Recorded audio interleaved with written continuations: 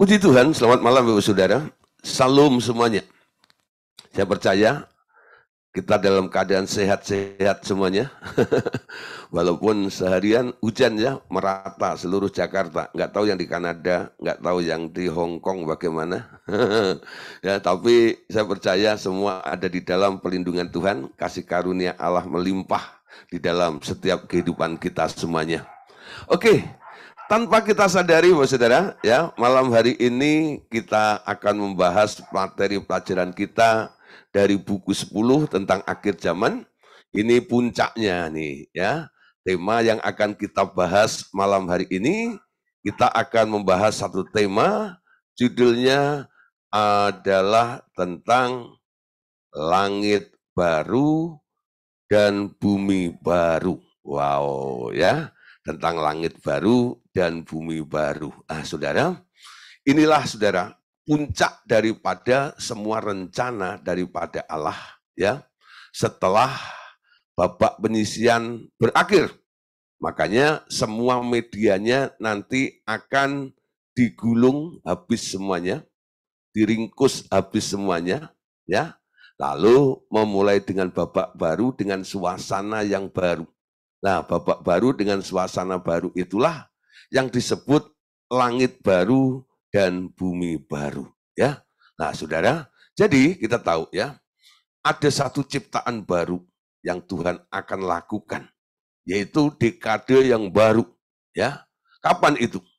Nah, Saudara, nanti setelah pengadilan tahta putih selesai, di mana semua orang mati nanti akan dibangkitkan, dan setiap orang yang tidak ditemukan namanya tertulis di dalam kitab kehidupan akan dilemparkan ke dalam lautan api.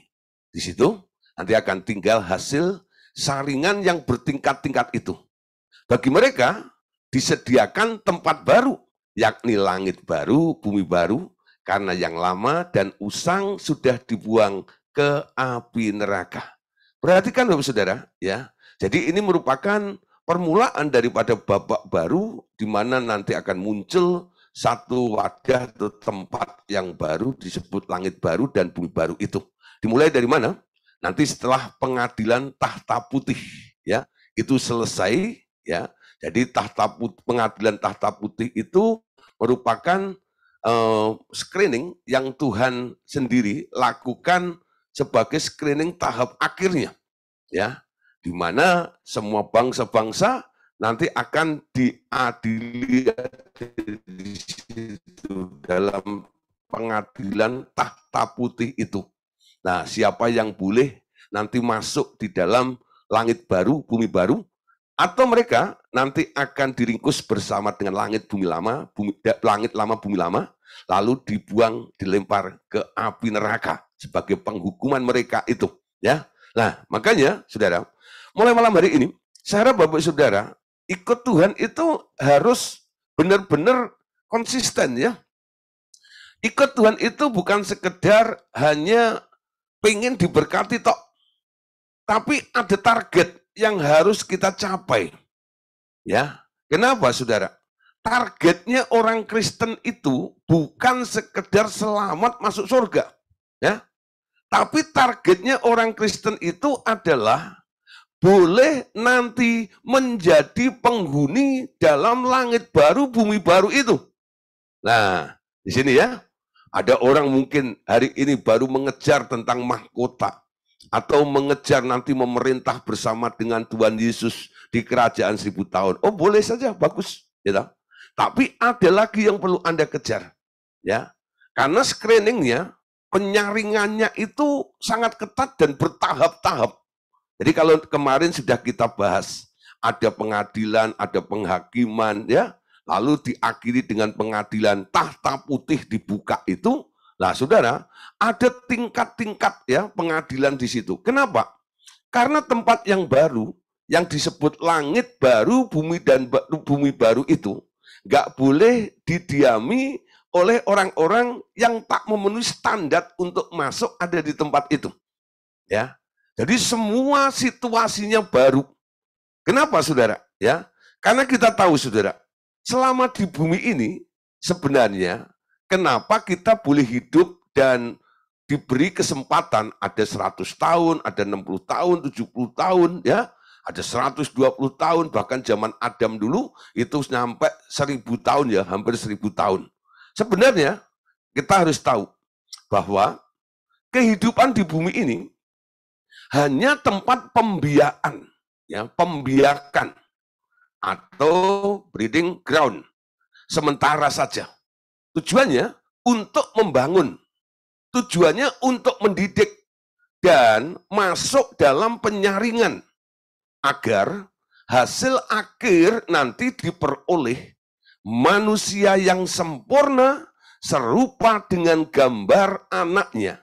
Kehidupan yang sebenarnya adalah yang ada di dalam langit baru, bumi baru itu, ya. Jadi Bapak Saudara, kita sedang ada di tempat pembiakan atau breeding ground di muka bumi ini. Jadi penyemaian di bumi ini. Ya, saya selalu ilustrasikan kalau Bapak Ibu Saudara lihat para petani yang ada di kampung-kampung itu ya. Kalau mereka menanam padi, nah sebelum mereka menanam padi itu nanti benih itu kan ditebar di satu tempat gitu, lah sampai ngejubel gitu ya. Nah, Saudara, nanti dipilih Saudara. Dari semua ya, yang sudah tumbuh itu ya, karena tersemai itu, nah nanti akan dipilih mana yang boleh ya melanjutkan untuk kehidupan, untuk ditanam kembali, untuk dinikmati hasilnya nanti. Begitu juga dengan tanaman-tanaman yang lain ya. Nah, ada yang disemai dulu itu. Nah, nanti baru dipilih nih. Ini tunas-tunas ini kayaknya pantas nih. Nanti untuk melanjutkan, ditanam kembali, disiram, dipupuk, dan sebagainya, sampai bertumbuh secara maksimal. Ya, benih-benih atau tunas-tunas yang mungkin ada masalah, ada trouble seperti itu ya, nanti akan diseleksi, tidak dipakai. Tidak dipakai walaupun pernah tumbuh di situ, pernah dipilih sebagai benih untuk tumbuh ya, dibiarkan ya masuk dalam breeding ground ini. Nah, Saudara, tapi nanti di penyaringan berikutnya dia tidak terpakai juga. Kenapa? Karena tidak memenuhi kriteria atau harapan dari si petani tersebut itu. Ya, jadi tunas atau hasil daripada pembiakan yaitu tunas yang enggak maksimal itu mungkin ada cacatnya atau banyak uletnya dan sebagainya ya. Nah, itu nanti akan disingkirkan. Mending enggak diteruskan ya. Kenapa? Hasilnya enggak maksimal seperti itu. Begitu juga dengan kehidupan kita. Orang-orang yang enggak maksimal di dalam Tuhan, seperti apa yang dirancang oleh Tuhan dalam Roma pasal 8 ayat 28 itu kan ajakan ya. Bahwa Tuhan mengatakan bahwa Allah itu turut bekerja sama untuk mendatangkan kebaikan bagi setiap orang yang mengasihi Dia, yang dipanggil menurut rencananya. Nah, ayat 29-nya, mereka yang dipanggil, mereka yang dipilih, mereka juga yang ditentukannya untuk menjadi serupa dengan gambaran anaknya. Jadi target kita ini harus bisa berubah. Hidup kita itu harus mencapai menjadi sama seperti Yesus. Baik dalam pikiran, perkataan, dan perbuatan kita. Ya, nah, to be like Jesus. Jadi kita harus menjadi seperti Yesus. Belajar, ya, belajar rendah hati, belajar lemah lembut. Karena kita rendah hati dan lemah lembut itu fleksibel. Barang yang fleksibel itu gampang untuk dibentuk, betul? Tapi kalau barang itu kayak besi yang keras gitu, wah, Saudara, itu susah untuk dibentuk ya. Tapi kalau fleksibel, di mana saja ditempatkan, dia bisa mengikuti di situ. Karena apa? Fleksibel seperti itu. Nah, fleksibel itu rendah hati dan lemah lembut namanya. Itu ada di dalam karakteristik si Tuhan Yesus sebagai teladan dan contoh target yang harus kita capai seperti itu, Saudara. Ya. Nah, Saudara, sekarang kita ngerti ya. Tadi seperti apa yang kita bahas bersama-sama ya, kita ulang sedikit lagi ya. Bahwa kehidupan di bumi ini hanya tempat pembiakan atau breeding ground sementara untuk membangun, untuk mendidik dan penyaringan agar hasil akhir nanti diperoleh manusia yang sempurna serupa dengan gambar anaknya, yaitu kehidupan yang sebenarnya adalah yang ada di dalam langit baru dan bumi baru itu. Ya, nah saudara, tentang ayat daripada langit baru, bumi baru, itu muncul dalam Yesaya 65, ayat yang ke-17. Kalau kita baca ya, Yesaya 65, ayat 17. Yuk kita baca sama-sama ayat ini. Sebab sesungguhnya aku menciptakan langit yang baru dan bumi yang baru. Hal-hal yang dahulu tidak akan diingat lagi dan tidak akan timbul lagi dalam hati. Nah saudara, ketika target ini nanti tercapai, di mana Tuhan mulai menciptakan namanya langit yang baru dan bumi yang baru, semua yang lama, langit lama, bumi lama, isinya orang-orang atau benda-benda apapun yang ada di dalam langit lama, bumi lama ini, yang tidak bisa masuk ke dalam langit baru, bumi baru ini, tidak akan timbul lagi, tidak akan diingat lagi. Ya, artinya apa? Akan disingkirkannya. Nah, dalam Yesaya pasal 66, ayat yang kedua, ya, ayat ke-22, sorry. Yesaya 66, ayat 22.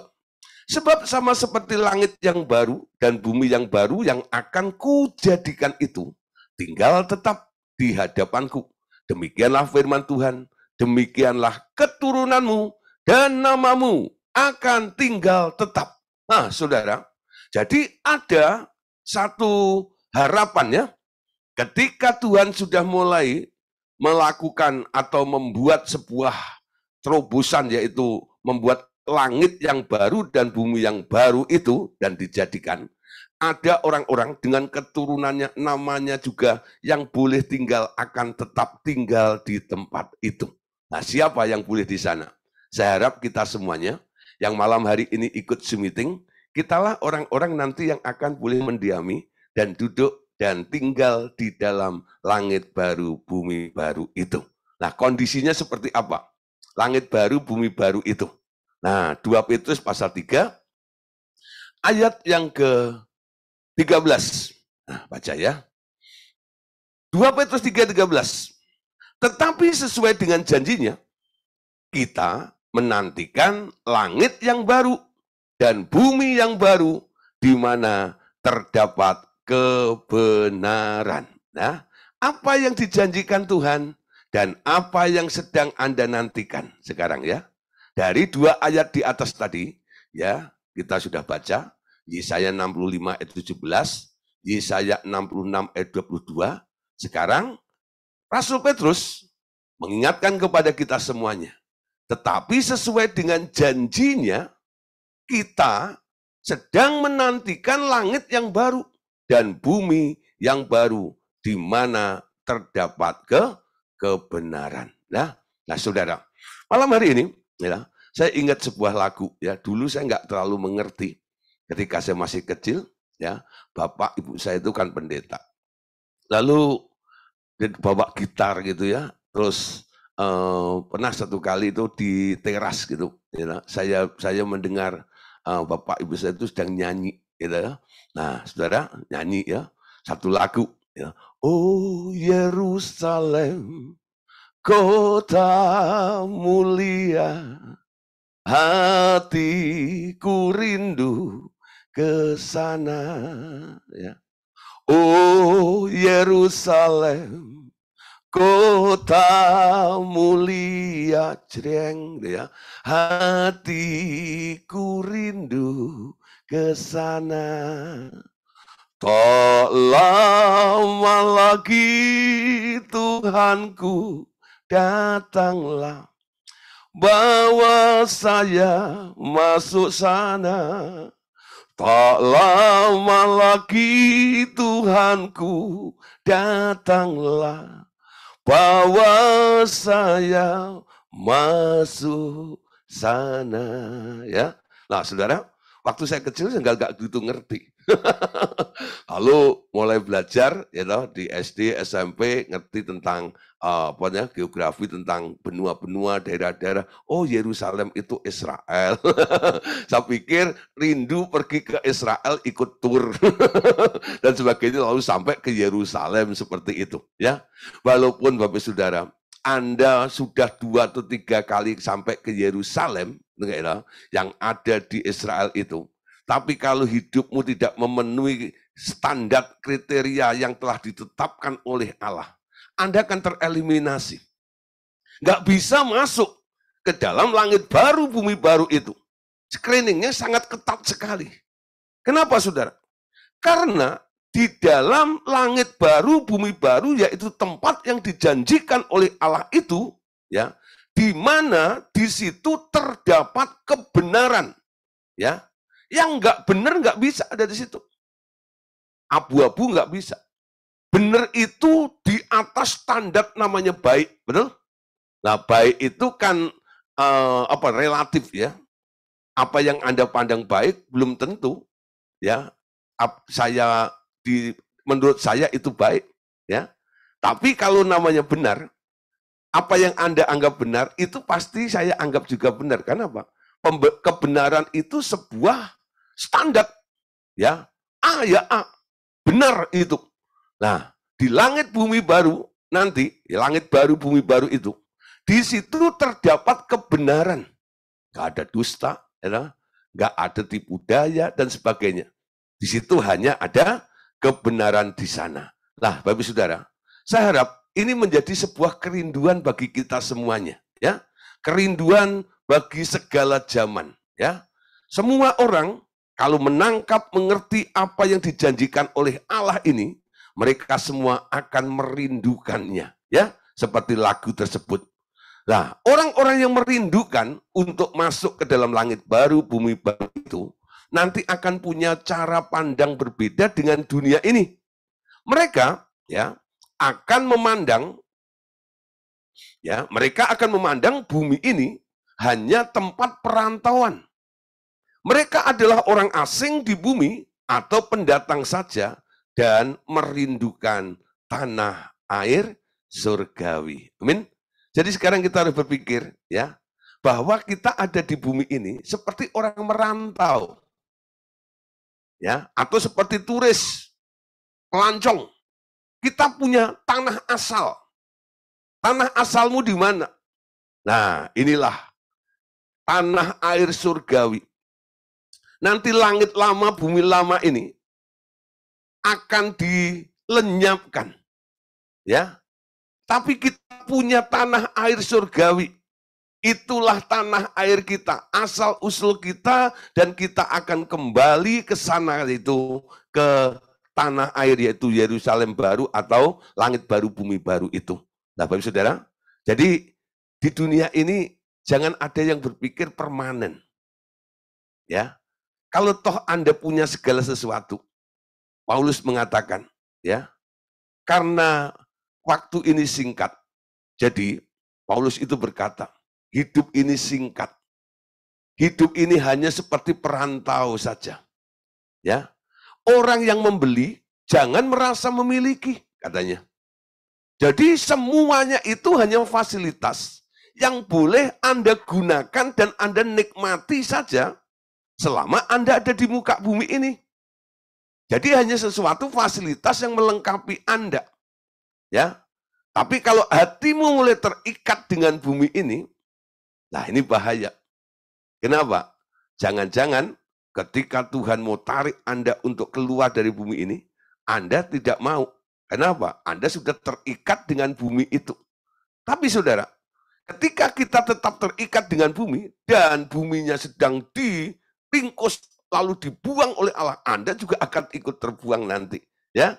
Tapi kalau kita mulai berpikir, semua fasilitas akan saya gunakan. Entah itu rumah Anda, ya, harta Anda, atau kendaraan Anda, apapun, ya, boleh Anda gunakan. Tapi jangan sampai Anda merasa memiliki barang itu. Ya. Nah, sekarang kita mulai mengerti. Hidup di muka bumi ini hanya tempat perantauan. Ya, dan kita ini orang asing di bumi ini. Nah, kita merindukan kapan kita pulang. Kapan kita pulang, bukan frustasi ya. Kalau ada orang mungkin hidupnya susah gitu ya, lalu pengen mati, lah itu beda saudara. Ya, itu beda. Saya kadang-kadang menemukan ada orang-orang sudah putus asa ya, frustasi gitu ya, lalu pengen mati saja. Nah, sebenarnya bukan seperti itu ya. Apa yang sedang Anda alami harus Anda perjuangkan supaya Anda boleh tampil sebagai pemenang. Cakap menanggung segala sesuatu ketika Anda di muka bumi ini. Betul? Ya. Tapi walaupun Anda dalam keadaan aman, nyaman di muka bumi ini, Anda mengerti. Ini semuanya hanya sementara aku gunakan di muka bumi ini. Aku punya tempat yang sejati. Aku punya tempat. Asalku itu adalah surga. Ya, aku harus pulang ke sana. Jadi kita harus punya harapan, kerinduan. Sekali waktu, kalau visa saya ini habis di muka bumi ini, saya boleh pulang. Saya punya rumah, saya punya tempat. Amin. Tapi kalau orang nggak pernah memikirkan punya rumah dan punya tempat, ketika Anda pulang kemana? Anda pulang kemana ini? Nah, ini bahaya, betul? Nah, sekarang kita harus pastikan. Anda sadar, Anda di bumi hanya sebagai orang asing, hanya sebagai perantau, dan pendatang di muka bumi ini, yang sedang merindukan tanah air surgawi. Ya, nah saudara, di langit baru dan bumi baru itu, nanti akan ada sebuah kota yang dipersiapkan oleh Allah mereka, ya. Nah, coba kita lihat ini. Jadi langitnya baru, buminya baru, ya. Lalu ada kota yang dimana kita boleh tinggal di kota itu. Dalam Ibrani pasal 11 ayat 13 sampai ayat 16. Kita perhatikan di sini ya. Dalam iman mereka semua ini telah mati sebagai orang-orang yang tidak memperoleh apa yang dijanjikan itu. Tetapi yang hanya dari jauh melihatnya dan melambai-lambai kepadanya dan yang mengakui bahwa mereka adalah orang asing dan pendatang di bumi ini. Ya, ayat 14, sebab mereka yang berkata demikian menyatakan bahwa mereka dengan rindu mencari suatu tanah air. Itu yang saya jelaskan di atas tadi ya. Dasarnya Ibrani 11 ayat 13 dan 14-nya. Ya. Nah, 15. Sekiranya dalam hal itu mereka ingat akan tanah asal yang telah mereka tinggalkan, mereka cukup mempunyai kesempatan untuk pulang ke situ. Tetapi sekarang mereka merindukan tanah air yang lebih baik, yaitu tanah air surgawi. Sebab itu Allah tidak malu disebut Allah mereka. Perhatikan ya. Ya, 16 ini penting. Ya, tetapi sekarang mereka merindukan tanah air yang lebih baik. Perhatikan apa yang sedang Anda rindukan hari ini. Ya, apakah Anda merindukan tanah air yang lebih baik ini? Yaitu tanah air surgawi. Sebab itu, bagi orang-orang yang merindukan, Allah tidak malu disebut Allah mereka. Karena Ia telah mempersiapkan sebuah kota bagi mereka. Nah, saudara, banyak orang ya, mengaku Yesus sebagai Tuhan. Banyak orang mengaku Bapak di surga sebagai Bapaknya. Ya, tapi nanti, saudara, dalam tahap screening terakhir ini, orang-orang yang hanya sekedar mengaku-ngaku saja, nanti akan dibongkar semuanya. Akan dibuktikan. Nanti, ya, orang yang panggil Engkau Allahku, Engkau Tuhanku, di atas nanti mengakui Anda enggak? Ya, mengakui Anda enggak? Atau Anda menjadi orang-orang, siapa kamu? Aku enggak kenal engkau. Ya. Hai pembuat kejahatan, nyang engkau dari hadapanku. Nah, saudara, enggak semua orang yang mulutnya ini hari ini memuji Tuhan. Mulutku penuh dengan pujian. Gitu lah. Banyak orang ya memuji Tuhan, mengakui tentang Allahnya. Orang yang berani mengakui ya, bahwa yang di atas itu adalah Allahnya, dia harus menaruh hormat. Dia harus menghargai Allah yang di atas itu. Banyak orang memuji Tuhan, mengaku yang di atas sebagai Allahnya atau sebagai Tuhannya, hanya untuk apa? Hanya untuk dikuras isi kantongnya saja. Betul nggak? Ya Bapak, engkaulah Bapakku yang baik, engkau kan kaya, gitu ya. Lalu tangan Anda rogoh sakunya gitu, lalu ambil isi sakunya, gitu ya. Ya saya gitu ya, banyak Tuhan gini berkati aku dan sebagainya. Nah, jadi ngaku-ngaku sebagai Tuhan, ngaku-ngaku sebagai Allah, ujung-ujungnya apa? Hanya minta berkat, ya, hanya minta kesembuhan dan sebagainya. Konsekuensi orang mengaku dia sebagai Allahnya, dia harus wajib hidup sama seperti Allah. Betul? Itu kewajiban. Jadi Anda harus serupa dengan dia. Kalau Anda berani berkata, siapa Allahmu? Bapak di surga. Apakah Anda sama seperti Bapak? Ya, seorang anak sama dengan bapaknya, betul? Ngerti saudara maksud saya? Ya, coba saudara kadang-kadang kan ada kita kadang-kadang itu kan nanya ya, karena masih penasaran gitu. Ada orang atau anak kecil nggak mirip dengan apa laki-laki dewasa yang disebut bapaknya itu, lah, dia bilang, Dad, pah, gitu ya. Anda berpikir, itu anaknya atau bukan ya? Kenapa saudara? Gak ada kemiripan, gitu. Bapaknya mancung, gitu. Dia pesek, gitu.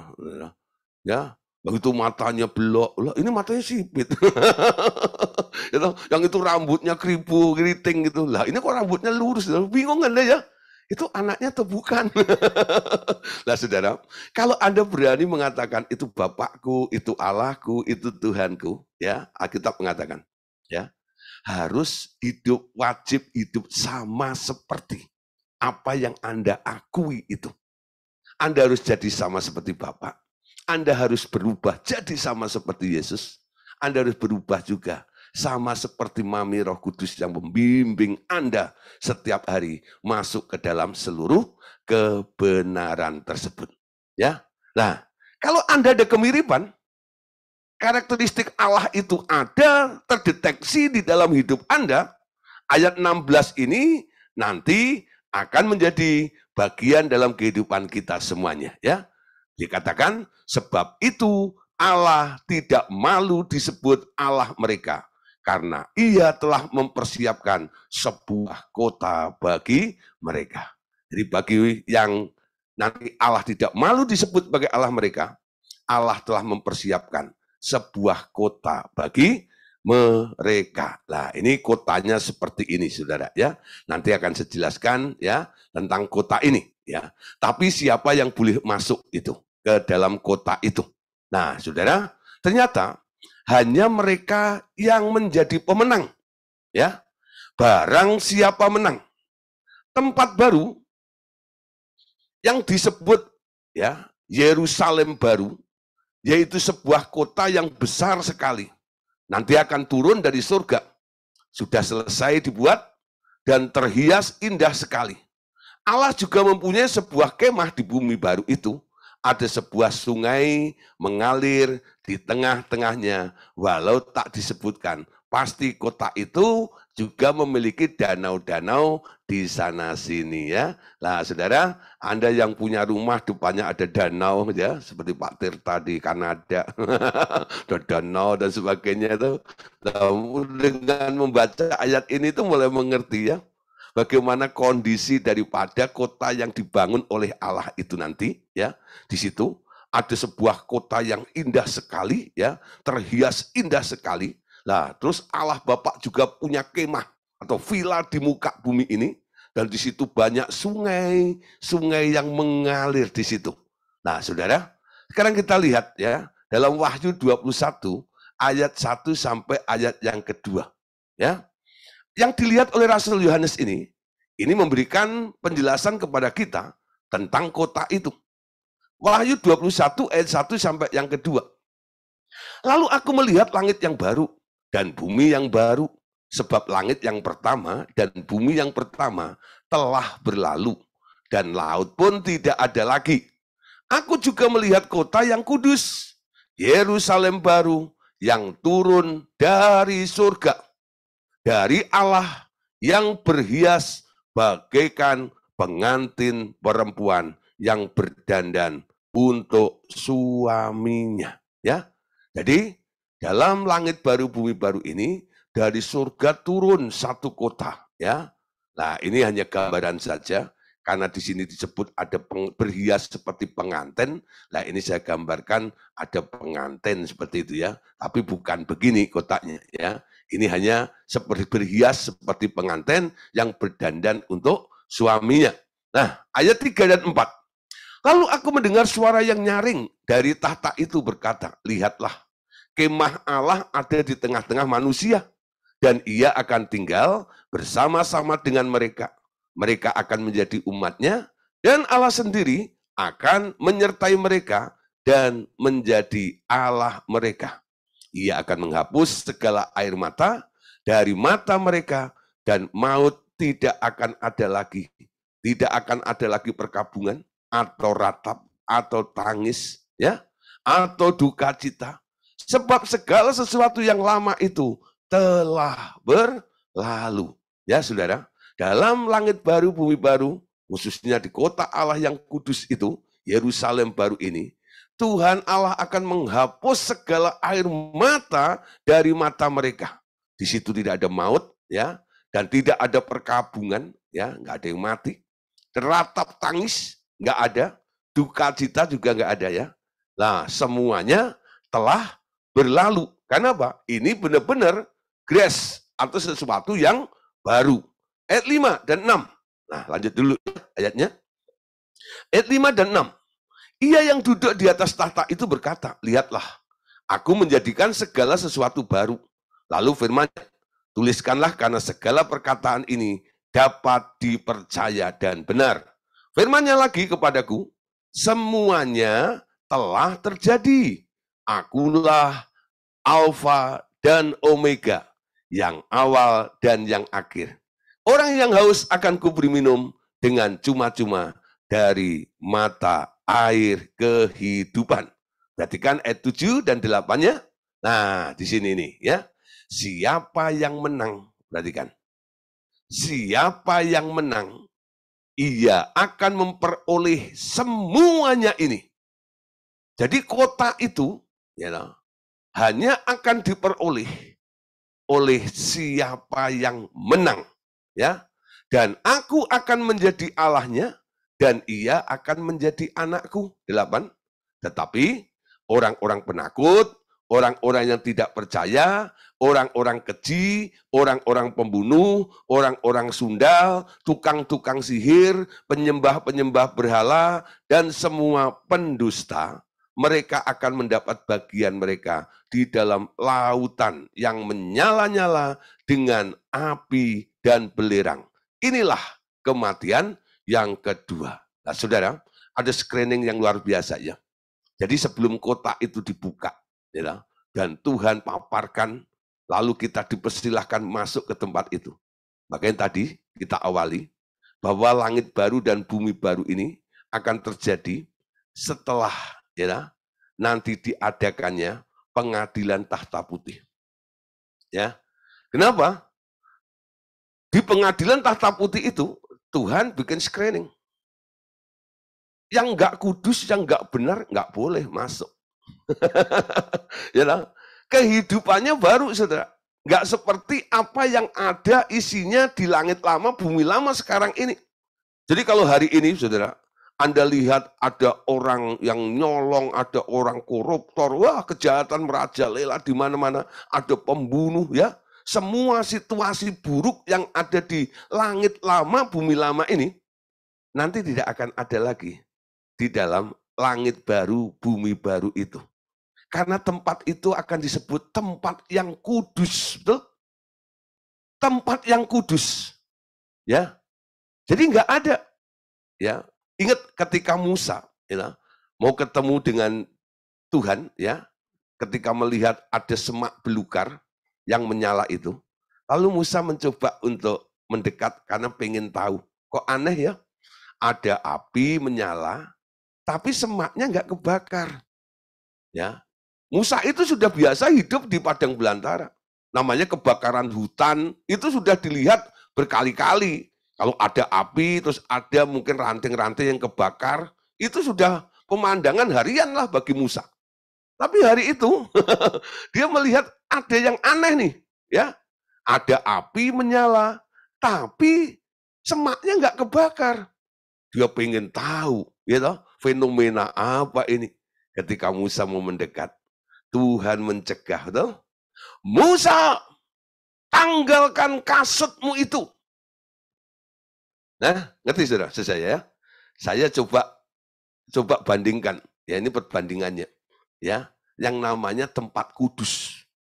Siapa yang boleh menginjak tempat itu? Siapa yang boleh masuk ke tempat itu? Jadi ketika Musa mau mendekat kepada semak belukar yang menyala itu, tapi tidak terbakar itu, dari semak itu ada yang berteriak, Musa, ya, tanggalkan kasutmu itu, karena tempat yang engkau injak itu adalah kudus. Nah, saudara, apa perbandingannya? Saudara Anda tahu, kasut itu apa? Kasut itu sendal, kasut itu sepatu, ya. Kalau orang pakai sepatu, ya, yang nginjak tanah kan sepatumu, betul? Ya. Nah, ketika hujan-hujan seperti gini, ya, nah yang basah itu kan sepatu Anda, ya. Di sore, hujan, saya jemput anak saya ke Alam Sutra, wis hujan deras, dari kampus dia turun, gitu ya, lalu buru-buru deketin mobil saya. Lah, waktu dibuka nggak taunya air menggenang. Dia pakai celana putih, gitu, sepatu putih, gitu, masuk, ya, gitu, masuk mobil, gitu, sepatunya basah, tapi kakinya nggak basah. Gitu, sepatunya yang basah, gitu, ya. Nah, saudara, itu kalau yang diinjak lumpur, kakinya nggak kena lumpur, bukan? Yang kena lumpur sepatunya. Nah, ketika Musa disuruh menanggalkan kasutnya, artinya apa? Musa disuruh mengkuduskan dirinya, membersihkan dirinya dari semua apa yang menyentuh dunia itu. Ya. Nah, sehingga dia baru boleh layak dengan kaki telanjang itu. Dia ada di ruang kudusnya Allah. Nah, cara ini sekarang dipakai oleh saudara sepupu kita ya. Kalau masuk ke tempat ibadahnya harus lepas sendal sehingga banyak sendal hilang di situ ya. Ya. Harus gitu ya. Masuk ke tempat itu gambarannya gitu ya. Nah, sekarang kita punya gambaran ya. Nah, anggap aja lah tempat itu seperti Yerusalem baru yang akan kita tempati atau kita masuki nanti. Ya. Nah, kita baru boleh masuk di kota itu kalau Anda benar-benar kudus. Ya, benar-benar kudus. Nah, saudara, tentang kota itu, ini pernah ditanyakan oleh Pak Daniel Hutomo ya, tentang apa namanya? Kota itu disebut mempelai anak domba. Ya, kenapa disebut kota itu sebagai mempelai anak domba? Nah, di sini jawabannya, saudara. Kota itu disebut mempelai anak domba. Kenapa disebut mempelai anak domba? Kota tersebut. Nah, jadi pertanyaannya, ya, mengapa kota ini disebut pengantin perempuan mempelai anak domba? Jawabannya, karena bangunan ini baru, ya, bangunan baru ini, ya, telah diciptakan oleh Tuhan Yesus bertahun-tahun di surga. Dan itu memakan seluruh perhatian dan energinya. Bukan seperti pertama, ya, bukan seperti langit pertama dan bumi pertama, ia menciptakannya dengan materi dari persembahan dari orang-orang kudusnya dari bumi. Ya, lah saudara, kita tahu ya, ketika Tuhan Yesus menciptakan langit bumi yang kita diami hari ini, yang nanti akan disebut langit lama bumi lama itu, dia hanya berfirman, betul? Jadilah cakrawala. Jadilah langit. Letok, letok, letok, letok, letok, letok. Memang ada yang membangunnya, ya, yaitu dulu Abaddon, ya, ketika dia masih belum jahat, Nah, bersama dengan Lucifer sebagai arsitek seninya. Sehingga kalau Anda bisa memandang langit sekarang ini begitu indah. Nah, itu dulu karya sang arsitek itu tuh, ya. Wah, itu ya. Anda pandang langit sampai anak-anak kecil kan diajar nyanyi itu, ku pandang langit itu, penuh bintang bertaburan itu. Wah, sudah berkedap-kedip gitu. Nah, saudara, wah itu langit yang indah-indah seperti itu. Tapi saudara, apa yang Anda lihat langit yang tergantung di atas Anda itu diciptakan oleh Allah dan bumi yang Anda injak dengan mineral-mineralnya yang ada di dalamnya itu. Dulu diciptakan oleh Allah kun fayakun. Kau berfirman, berfirmanlah Allah, maka semuanya jadi. Tapi untuk kota itu, yaitu Yerusalem baru kota Allah ini, yang disebut sebagai kota, ya, pengantin perempuan mempelai anak domba ini. Ketika Tuhan Yesus membangun kota itu menguras energi, ya, dari Tuhan itu sendiri, ya. Dan itu merupakan satu hal yang membuat Tuhan itu konsen memperhatikan, perhatiannya itu sangat-sangat serius dengan satu kota itu. Dan ini menguras energinya dia, ya. Nah, saudara, kenapa saudara? Ya kita tahu ya bahwa kota itu tidak sekedar jadi begitu saja, ya. Nah, di sini ada penjelasannya, begini. Sama seperti setiap perkataan dapat menjadi materi. Hal yang sama, persembahan nyawa para orang kudus itu menjadi materi untuk membangun kota besar ini. Tiap persembahan yang hidup itu dihargai dan disimpan selamanya dalam bentuk sebuah kota. Itu sebabnya kota itu hidup dan dikuduskan oleh darah anak domba Allah. Ya, jadi ada kolaborasi antara Tuhan Yesus dan gereja Tuhan. Ya, sekarang kita tahu ya, anjuran daripada Paulus contoh, persembahkanlah hidupmu menjadi persembahan yang kudus, ya, yang benar, ya, menjadi persembahan yang hidup kepada Allahmu. Nah, saudara, ketika kita boleh mempersembahkan sesuatu kepada Allah, setiap persembahan-persembahan kita itu ditampung, ya, untuk menjadi materi yang nantinya akan dipakai oleh Tuhan untuk membangun satu kota yang sangat indah itu. Ya, 1 Petrus 2 ayat 4 sampai ayat yang kelima. 1 Petrus 2 ayat 4 sampai ayat yang kelima. Datanglah kepadanya batu yang hidup itu, yang memang dibuang oleh manusia, tetapi dipilih dan dihormati di hadirat Allah.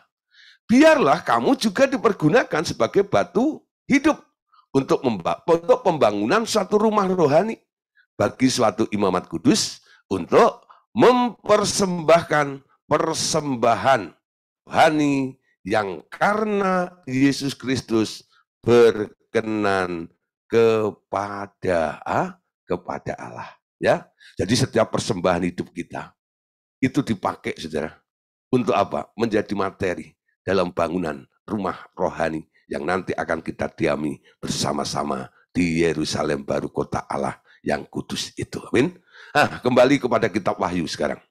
Wahyu 21 ayat 9 sampai 10. Ini kelanjutannya ya.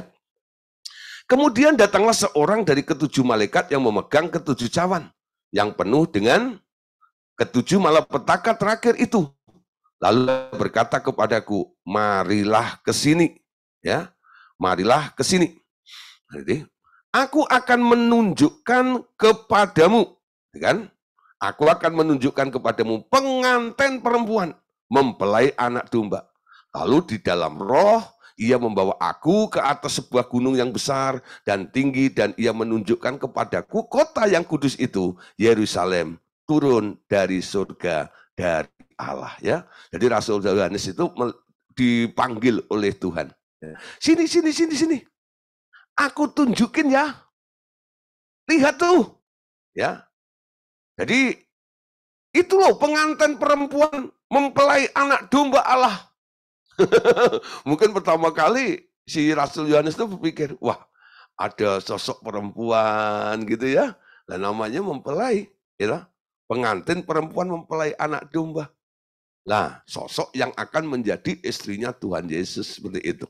Tapi saudara, ketika Yohanes melihat apa yang ditunjukkan oleh Tuhan Yesus itu, di dalam roh ia membawa Yohanes ke atas sebuah gunung tadi, yang besar dan tinggi, dan ia menunjukkan kepada Yohanes sebuah kota yang kudus, yaitu Yerusalem baru, yang turun dari surga itu. Ya, jadi Tuhan Yesus menamai kota itu adalah mempelai, namanya pengantin perempuan mempelai anak domba.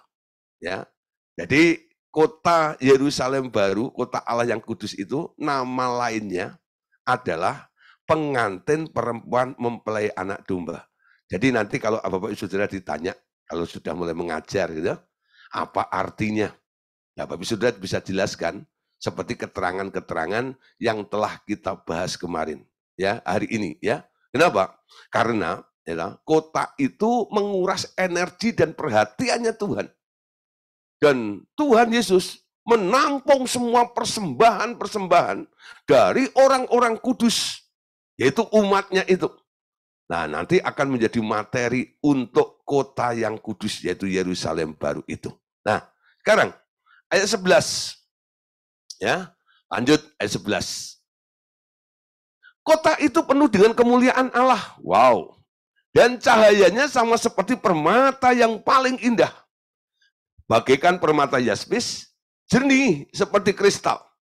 Temboknya besar dan tinggi. Pintu gerbangnya ada 12 buah. Dan di atas pintu-pintu gerbang itu ada 12 malaikat. Dan di atasnya tertulis nama ke-12 suku Israel. Di sebelah timur terdapat 3 pintu gerbang, dan di sebelah utara ada 3 pintu gerbang, dan di sebelah selatan 3 pintu gerbang, dan di sebelah barat 3 pintu gerbang. Tembok kota itu mempunyai 12 batu dasar, dan di atasnya tertulis ke-12 nama ke-12 rasul anak domba itu. Ya, nah, saudara, jadi kota itu, ya, nanti yang dibangun oleh Allah, Yerusalem baru, kota Allah ini, itu ada di langit baru, bumi baru, ya. Nah, ada satu kota di sini, ini coba diilustrasikan gambarnya seperti itu, ya. Nah, ada pintunya setiap arah ini, ya. Ini ada 3 pintu, 3 pintu, 3 pintu, ya. Lalu sampai ada 12 semuanya itu. Nah, saudara, lalu di atasnya ini tertulis tadi katakan, ya, tertulis nama ke-12 suku Israel. Ingat ya, kenapa nanti dalam masa-masa Tuhan mau datang, di mana Tuhan akan memulihkan kembali bangsa Israel, Tuhan harus membuat bangsa itu jadi 12. Karena itu nama nanti akan menjadi label di dalam Yerusalem baru, kota Allah yang kudus. Di situ ada 12 nama suku Israel, ya. Lalu ada juga, ya, di situ tadi dikatakan, ya, tembok kota itu mempunyai 12 batu dasar. Di situ tertulis nama ke-12 rasul. Itu yang membuat akhirnya para rasul itu digerakkan oleh Roh Kudus untuk apa? Memilih satu orang untuk menggantikan salah satu daripada rasul namanya Yudas yang telah gugur, bunuh diri, mati, lalu digantikan oleh Matias. Dan nanti di situ nggak ada namanya Yudas, diganti dengan namanya Matias. Nah, saudara, di kota Allah yang kudus itu, sekarang kita mulai dapat gambarannya, ya. Nah, saudara, itu pintunya, temboknya besar, tinggi, ya.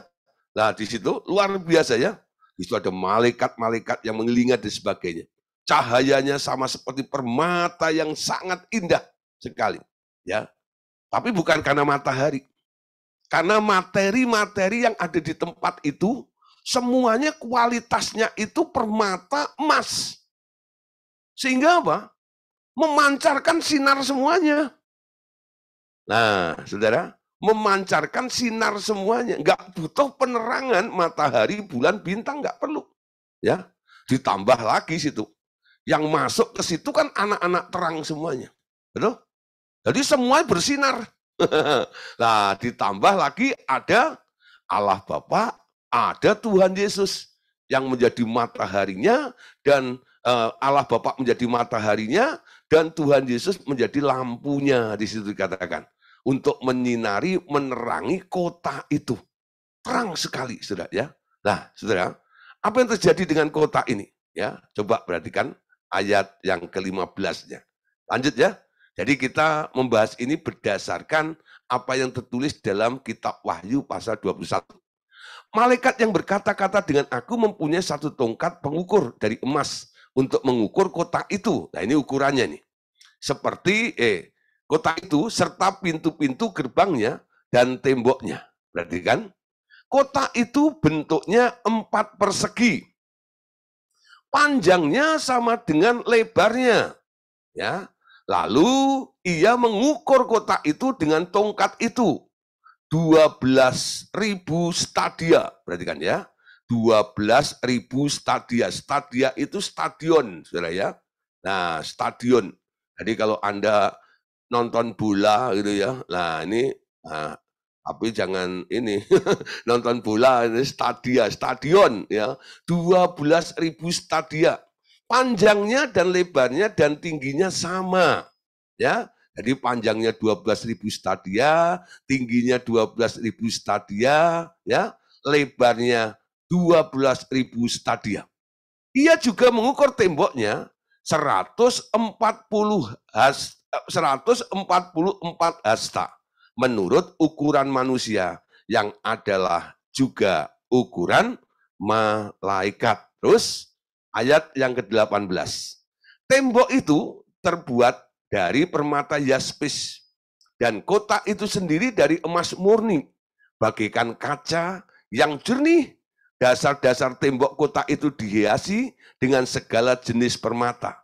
Dasar yang pertama dari batu yaspis, yang kedua batu nilam, yang ketiga batu mirah, yang keempat batu zamrud, yang kelima batu unam, yang keenam batu sardis, yang ketujuh batu ratna cempaka, yang kedelapan batu beril, yang kesembilan batu krisolit, yang kesepuluh batu krisopas, yang ke-11 batu laswardi, dan yang ke-12 batu kecubung. Ya. Nah, saudara, berlapis-lapis dasarnya itu dari batu-batu yang mahal semuanya ya. Nah, nggak ada batu koral, nggak ada di situ. Batu-batu yang indah semuanya loh. Kota itu luar biasa. Kalau hari ini Bapak Saudara pakai emas, pakai berlian gitu ya, rasanya Anda udah keren gitu ya. Wah, apalagi anting Anda itu mungkin 1 kilo gitu, gitu, satu. Gitu. Oh jalan begini, keberatan. Lah saudara, nah itu semuanya nanti cuma lantai, betul nggak? Di kota Allah yang kudus itu, apa yang sangat berharga di langit lama, bumi lama ini, yang harganya miliaran itu, lah nanti di sana, itu kita injak-injak semuanya. Artinya apa? Orang yang masuk di sana itu nilainya lebih daripada emas, perak, permata yang sekarang itu sangat berharga di muka bumi ini. Sehingga kita membuat itu hanya menjadi landasan, dasar. Ya, kita injak-injak semuanya. Nah, coba sekarang Anda mulai berpikir, kalau Anda nggak merindukan tanah air itu, wah ini Anda orang paling apa ya, paling sengsara gitu ya. Nah, kenapa? Karena ketika Anda merindukan kota itu, nggak sebanding dengan apa yang sedang Anda pegang hari ini, betul? Kalau Anda merindukan sesuatu yang nilainya lebih besar, apa yang Anda pegang hari ini, yang Anda nikmati saat ini, yang Anda gunakan saat ini, itu Anda bisa menghina, betul nggak? Ini nggak ada apa-apanya. Aku banding dengan kota yang dijanjikan oleh Allah itu. Amin. Ya, emas, perak, dan permata sangat berharga, tiada artinya. Ayo, udah gak tahu? Nah, saudara, mulai belajar. Amin. Anda harus jadi pemenang. Ada orang, saudara, gara-gara harta, betul nggak? Dia ngotot-ototan untuk memperjuangkan harta yang ada di dunia ini. Tapi kalau Anda bisa rela mengalah, Anda pemenangnya. Betul?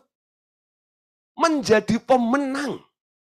Barang siapa menang, boleh masuk di kota itu. Dalam setiap perkara coba, saudara. Mulai belajar.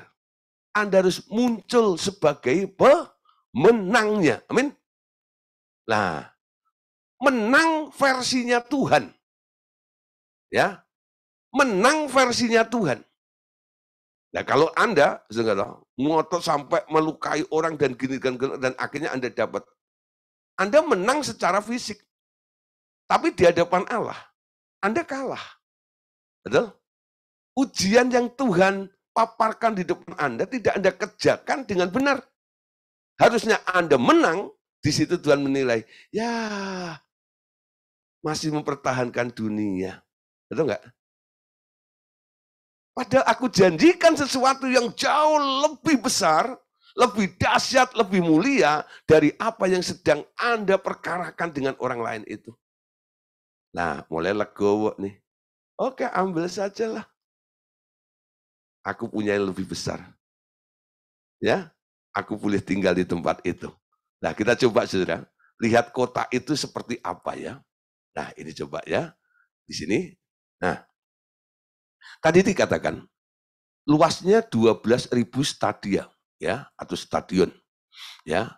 Luas itu sama dengan 144 hasta temboknya. Ya, lebar temboknya ya. Nah, jadi luasnya semuanya 12.000 stadia. Catatan, alat untuk para surveyor, tanah lihat stadiarut ya. Kata stadio atau stadium, atau stadion adalah ukuran unit jarak yang kuno. Menurut Herodotus, satu stat ya sama dengan 600 feet. 1 feet sama dengan 294 mm, jadi 1 stadia itu sama dengan 176 meter. Ya, nah saudara, diperkirakan ya tanah atau apa namanya bangunan ini 2 kali Pulau Jawa, saudara. Ya, 2 kali Pulau Jawa.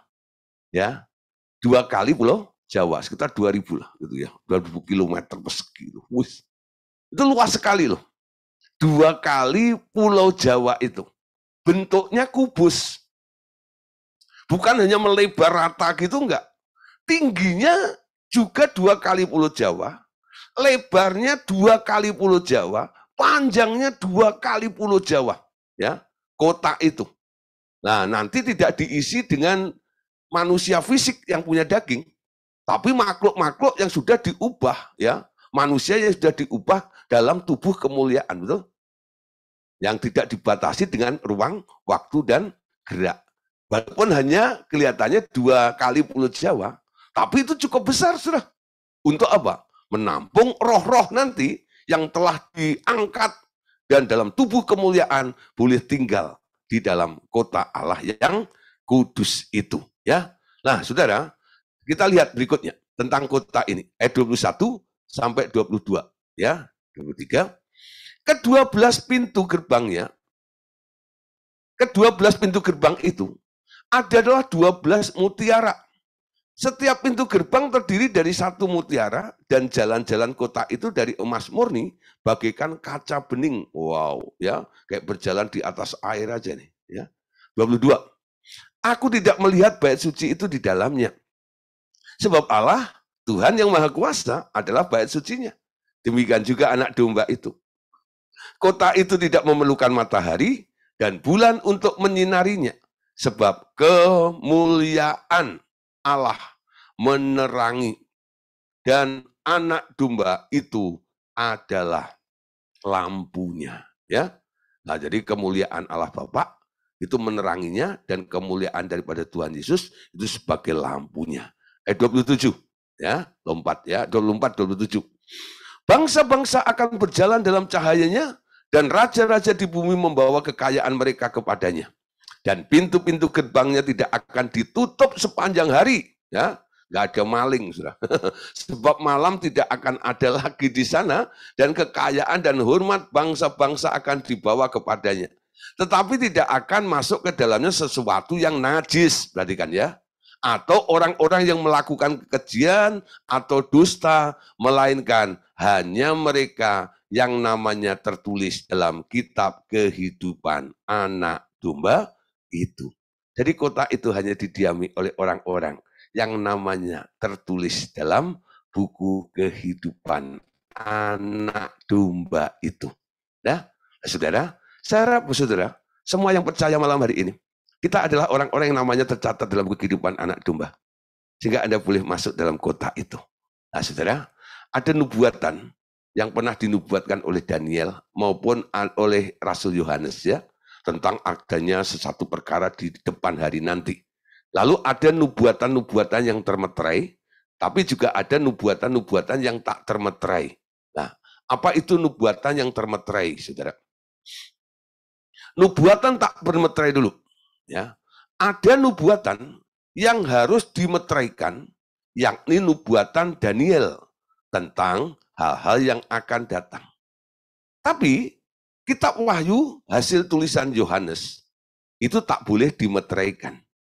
Lalu apa maksudnya? Daniel harus menutup nubuatannya, tidak membicarakannya lagi sampai nanti waktunya hal-hal itu terjadi. Orang akan mengerti arti nubuatan itu. Tapi Yohanes dilarang memeteraikan kitab nubuatannya. Alasannya, karena hal itu segera akan terjadi. Dengan segera, Tuhan akan datang membawa upah bagi setiap orang. Ya, lah saudara, jadi nubuatan Daniel itu ada nubuatan termeterai. Di mana banyak orang kadang-kadang kalau membaca tentang nubuatan Daniel, mereka nggak nangkep. Kenapa? Memang di situ Daniel nggak memberikan penjelasannya. Karena nubuatan itu masih termeterai. Dan nanti Tuhan sendiri yang akan menyingkapkan kepada orang-orang yang benar dengan Roh Kudusnya yang akan menyatakan pewahyuannya.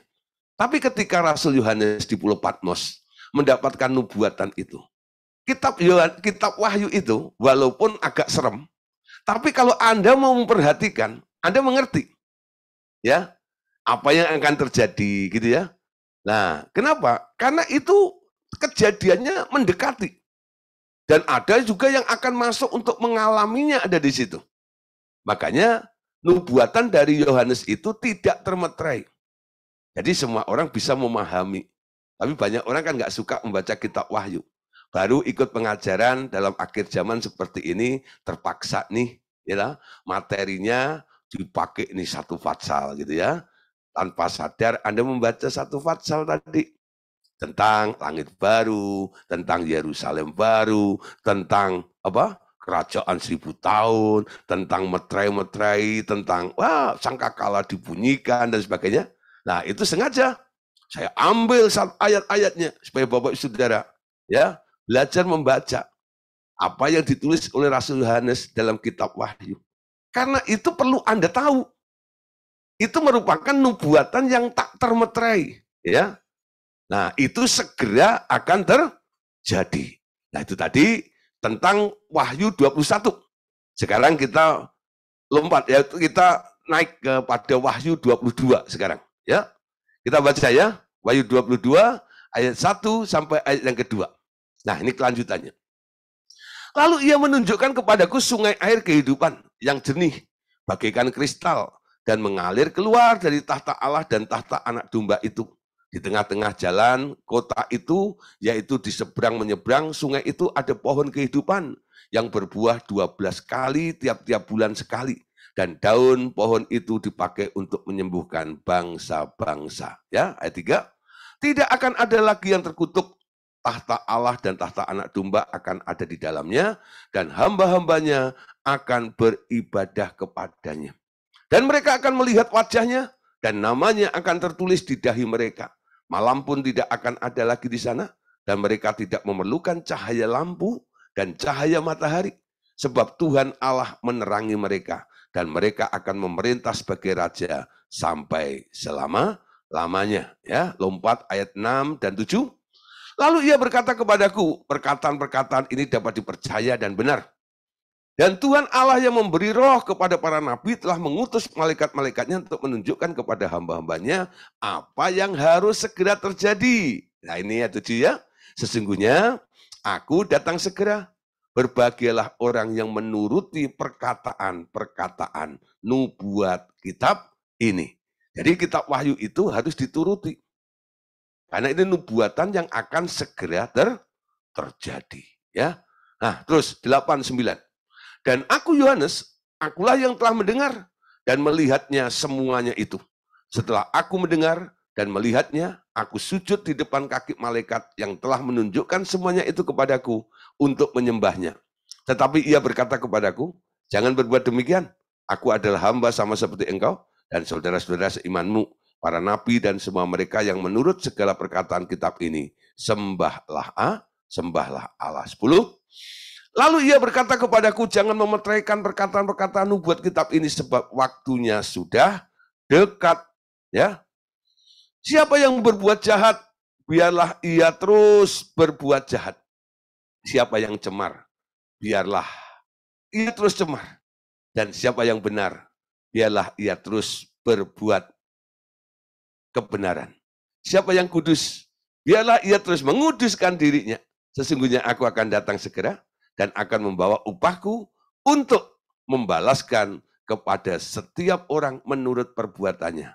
Akulah Alfa dan Omega, yang pertama dan yang terakhir, yang awal dan yang akhir. Nah saudara, Wahyu 22 ya, itu sudah bicara tentang langit baru, bumi baru. Ya, tadi ada satu kata, ya. Akulah Alfa dan Omega, yang pertama dan yang terkemudian, yang awal dan yang akhir. Siapa yang dimaksud akulah Alfa dan Omega, yang pertama, yang dan terakhir, yang awal dan yang akhir itu? Itu bukan Tuhan Yesus, tapi Allah Bapa. Tapi Tuhan Yesus pernah mengucapkan, akulah Alfa dan Omega juga. Ya, sampai di mana? Ya, dalam lingkup ciptaan dia, yaitu kerajaan surga. Jadi kita harus mengenal ada dua kerajaan ya. Ada kerajaan Allah dan ada kerajaan surga. Kerajaan surga itu bosnya Yesus. Kerajaan Allah itu bosnya Bapa. Nah, di langit baru, bumi baru, itu sudah masuk dalam kerajaan Allah. Bukan kerajaan surga. Kerajaan surga masuk ke dalam kerajaan Bapaknya.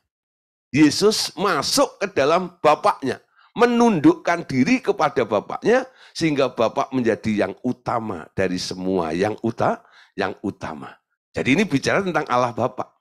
Ya, nanti di dalam kerajaan, di dalam langit baru, bumi baru, ya, Yerusalem baru, kota Allah yang kudus itu, dalam kerajaan Allah itu, yang jadi raja siapa? Yang jadi raja adalah Bapak. Nah tadi dikatakan, kita ikut memerintah juga ya. Nah, kita memerintah bukan sekali loh. 2 kali berarti. Dalam kerajaan 1000 tahun, kita memerintah bersama Yesus. Dalam langit baru, bumi baru, dalam Yerusalem baru, kota Allah, kita boleh memerintah bersama Bapak nih. Ya, nah, jadi ini screening ya. Di mana di dunia ini kita dilatih untuk menjadi orang-orang nantinya kalau masuk dalam kerajaan 1000 tahun, bukan hanya sekedar masuk ke dalam kerajaan 1000 tahun damai itu, ya, tapi paling tidak Anda masuk kelas, yaitu kelas-kelas orang yang memerintah. Ya, kenapa? Karena Anda punya reward-nya, betul? Nah, reward-mu ini Anda upayakan ketika di bumi. Jadi ketika kita ada di bumi, kita sedang mempersiapkan untuk apa yang kita terima nanti dalam kerajaan 1000 tahun. Ya, di kerajaan 1000 tahun kita dilatih juga untuk memerintah bersama dengan Yesus. Ketika Yesus menyatu dengan Bapaknya, Anda pun terhisap di dalamnya. Anda boleh memerintah juga. Nah, jadi kayak training ya. Training di bumi, training juga di kerajaan 1000 tahun. Nanti mulai ya memerintah sebenarnya itu bersama dengan Bapak itu. Dalam langit baru, bumi baru, ya. Di Yerusalem baru, kota Allah yang kudus itu. Nah, mungkin Bapak Saudara masih bingung di sini, nggak apa-apa. Nanti apa yang jadi yang masih bingung ya, nanti boleh Anda tanyakan dalam ruang diskusi nanti ya. Wahyu 22 ya, lanjut kita habiskan saja ya. Nah, Daniel 1:24 ya. Tetapi engkau Daniel sembunyikanlah segala firman itu dan meteraikanlah kitab itu sampai pada akhir zaman. Banyak orang akan menyelidikinya dan pengetahuan akan bertambah ya. Ada beberapa orang yang telah menguak atau menyingkapkan apa yang menjadi nubuatan Daniel, karena apa? Roh Kudus akan memberikan ya bagi orang-orang yang mau menyelidiki ya di situ. Nah, terus sekarang masuk berikutnya ya. Di sini dikatakan begini. Ya, ada marilah, ya, marilah ajakan ya. Siapa yang diundang masuk ke dalam kota kudus itu? Mereka yang membasuh jubahnya, yang hidup tak bercela dan membasuh celah mereka dengan darah anak domba Allah. Tidak bercampur dengan dunia yang bernoda. Ya, ini saudara mulai belajar ya. Kita hidup di dunia ini, Anda boleh menggunakan barang-barang di dunia, tapi jangan terikat dengan dunia. Jangan bergantung dengan barang-barang itu. Anda harus bergantung kepada Tuhan. Amin. Ngerti ya, saudara? Bergantungnya kepada Tuhan. Jangan bergantung kepada duit. Jangan bergantung kepada hartamu. Bergantunglah kepada Tuhan. Kalau toh Anda kerja, jangan bergantung kepada bosmu. Bergantunglah kepada Tuhan. Ya. Nah, Tuhan punya 1001 macam cara untuk memelihara Anda di muka bumi ini. Tapi hatimu tidak tercemar. Karena hatimu tidak melekat kepada dunia ini. Hatimu melekat kepada Allah. Itulah orang-orang nanti yang diundang ya masuk di dalam kota itu. Nah, itu tertulis dalam Wahyu 22 ayat 14 sampai ayat yang ke-16. Berbagilah mereka yang membasuh jubahnya ya. Mereka akan memperoleh hak atas pohon-pohon kehidupan dan masuk melalui pintu-pintu gerbang di dalam kota itu. Tetapi anjing-anjing dan tukang-tukang sihir, orang-orang sundal, orang-orang pembunuh, penyembah-penyembah berhala, dan setiap orang yang mencintai dusta dan yang melakukannya tinggal di luar. Aku, Yesus, telah mengutus malaikatku untuk bersaksi tentang semuanya ini. Kepadamu bagi jemaat-jemaat, akulah tunas, yaitu keturunan Daud, bintang timur yang gilang gemilang. Ya, terus ayat 17, roh dan pengantin perempuan itu berkata, marilah. Siapa yang mendengarnya, hendaklah ia berkata, marilah. Siapa yang haus, hendaklah ia datang. Dan siapa yang mau, hendaklah ia mengambil air kehidupan dengan cuma-cuma. Ya, masuk ke situ ya. Nah, saudara, terus berikutnya ayat 18 sampai 21. Aku berkata, aku bersaksi kepada setiap orang yang mendengar perkataan-perkataan nubuat kitab ini. Jika seseorang menambahkan sesuatu kepada perkataan-perkataan ini, maka Allah akan menambahkan kepadanya malapetaka-malapetaka yang tertulis di dalam kitab ini. Jikalau seseorang mengurangkan sesuatu dari perkataan-perkataan kitab nubuat ini, maka Allah akan mengambil bagiannya dari pohon kehidupan dan dari kota kudus seperti yang tertulis di dalam kitab ini. Ia yang bersaksi tentang semuanya ini berfirman, ya aku datang segera. Amin. Datanglah Tuhan Yesus. Anugerah Tuhan Yesus menyertai kamu sekalian. Amin. Nah, saudara, kita lihat ya, itu akan terjadi dengan cepat. Tuhan akan datang, ya, mulai Bapak, ya dari apa yang kita telah pelajari pertama, kita paling tidak adalah orang-orang yang di rapture, ya. Lalu mulai masuk dalam pengadilan hamba-hamba, kita mendapatkan apa yang pantas kita dapat dari dia. Lalu ikut memerintah dalam kerajaan 1000 tahun nanti, ya. Lalu kita masuk kepada babak berikutnya. Ketika semua yang ada di langit lama, bumi lama harus diringkus. Karena proses daripada pembiakan itu sudah selesai. Untuk melanjutkan tahap berikutnya. Jadilah tunas yang siap untuk ditanam dalam langit baru, bumi baru itu. Memenuhi kriteria Allah. Amin. Oke, Bapak Saudara, tentang buku 10 sudah tuntas ya. Tas. Tentang akhir zaman. Nah, nanti review lagi, lihat YouTube-nya. Ya. Nah, Saudara, besok ya, kita akan masuk buku 11. Buku 11 ini akan banyak bicara tentang keluarga. Ya, tentang keluarga. ada tentang pernikahan, ya, ada masalah seks dan persoalannya, gitu ya, tentang anak-anak kas, ya, anak-anak autis, anak apa segala macam lah, itu nanti semua yang terjadi dalam keluarga tentang anak-anak dan semuanya akan kita bahas dalam buku 11 itu. Yuk, yang belum punya buku 11, cepat menghubungi publishing house ya, supaya bisa mendapatkan bukunya, lalu bisa belajar dengan cepat karena sudah punya materinya. Oke, nah oke, terima kasih untuk kesempatan malam hari ini. Tuhan Yesus memberkati kita semuanya. Amin.